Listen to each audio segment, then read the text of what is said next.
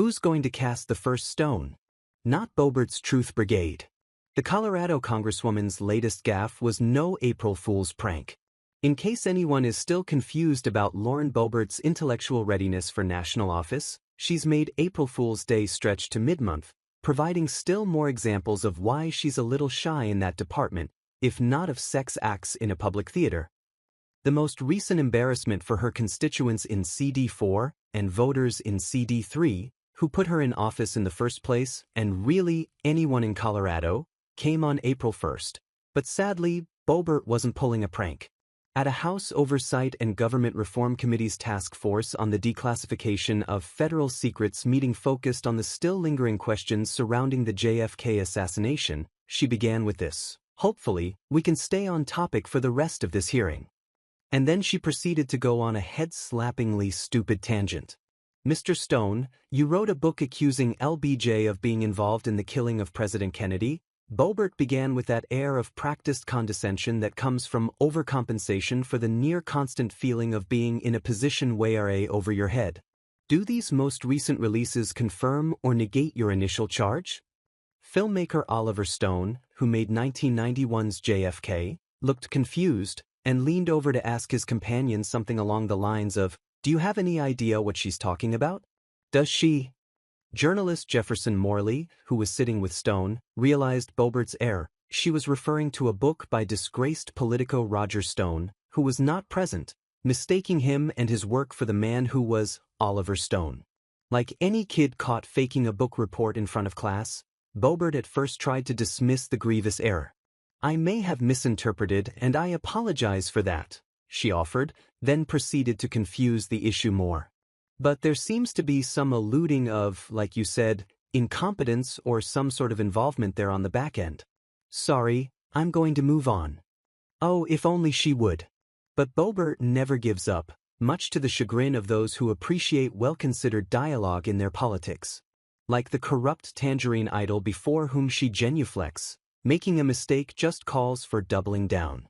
And so came her latest effort this last week, the Boebert Truth Brigade.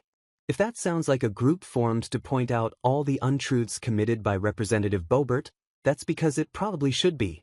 Instead, it's a smoke and mirrors thing concocted by her team in order to, what else? Make some money. "Fellow conservative," her emailed announcement begins, "I've got a bombshell for you." She doesn't. I've heard the whispers in DC's backrooms. Here, she means DC as in Washington, and not the comic book company that tells stories about Superman and Batman and Wonder Woman. The Uniparty's got a secret plan to take me out. If only. That last bit, the Uniparty, is a new invention from the far right.